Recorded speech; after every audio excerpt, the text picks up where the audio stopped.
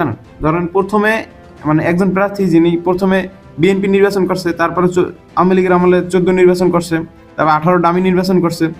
এইগুলা করার পরও ওই ব্যক্তিরে এখন ওনারা নিয়ে নিছে কিসের জন্য?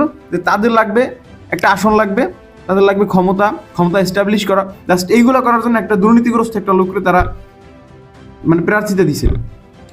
এটা হচ্ছে আমার আসনের কাজ বাজ করছে যা, ঠিক আছে। এরকমের তো বাংলাদেশের অন্যান্য জায়গা যেখানে যেখানে প্রার্থী সব জায়গায় তো ধরেন এরকমের মোটামুটি করছে। তাহলে চিন্তা করেন তারা 70টা আসন নিয়ে যদি এই ধরনের আকাম করে, তাহলে ভাই ইসলামিক শাসন ব্যবস্থা আশায় আসলে লাভটা কি হলো? এটা তো এক ধরনের মানে ফ্যাসিবাদের দোসর হিসেবে কাজ করলো না। ওনারা বাংলাদেশে ইসলামিক শাসনতন্ত্র কায়েমের পথে যদি কাজ করতেই চায়, তাহলে ভাই এই ধরনের দুর্নীতিগ্রস্ত ভণ্ড ব্যক্তিত্বদের মানে প্রার্থীদের দেওয়ার তো কোনো প্রশ্ন আসে না।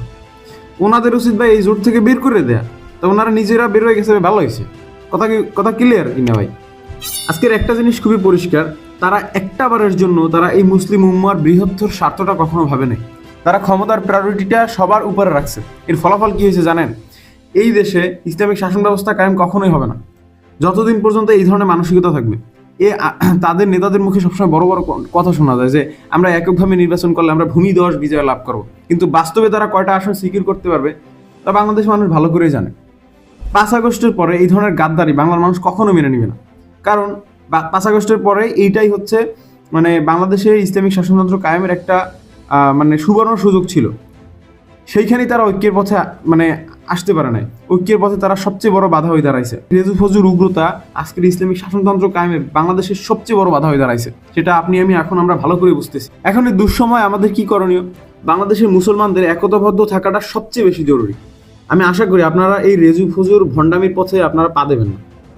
তাদের অহংকার তাদের ইতিহাসের সর্বনিকৃষ্ট ব্যর্থতা পরিণত করবে টুডে অর টুমোরো। আগামী বাংলাদেশ হবে ঐক্যের বাংলাদেশ, আর সেটা আমাদেরকে গড়ে তুলতে হবে। মনে রাখতে হবে যে ক্ষমতায় যাওয়া একমাত্র বিজয় না, একটা শক্তিশালী ইসলামিক ব্লক তৈরি করা হচ্ছে রাজনীতিতে সবচেয়ে বড় অর্জন। শোনেন, ইসলামিক শাসন একটা নির্বাচনে আসে না, এটা আসে হচ্ছে আপনার সামাজিক গ্রহণযোগ্যতা দিয়ে, রাজনৈতিক পরিপক্কতা দিয়ে, আর দূরদর্শী নেতৃত্বের মাধ্যমে আসে। ইসলামিক শাসন কোনো একটা দলের একচ্ছত্র বা একার সম্পত্তি না, এটা হচ্ছে একটা উম্মার আমানত বটে, ঠিক আছে, যেটা সংরক্ষণ করার দায়িত্ব আমাদের সবার, ঠিক আছে। বাংলাদেশে যখন ধরেন মানে ইসলামের প্রশ্ন হয়, শরিয়তের প্রশ্ন আসে, ঠিক আছে, তখন আমাদের ইসলামিক দলগুলো কেন যেন বিভাজিত হয়ে যায়, ঠিক আছে। এই যে ব্যাপারটা, এটা ইসলামিক শাসনতন্ত্র কায়েমের সবচেয়ে বড় বাধা হয়ে দাঁড়াবে, ঠিক আছে। আজকের বিশ্বে মুসলমানরা সবচেয়ে বেশি ব্যর্থতায় পর্যবসিত একটা কারণে, সেটা হচ্ছে মুসলমানরা আজকে দ্বিখণ্ডিত, ঠিক আছে।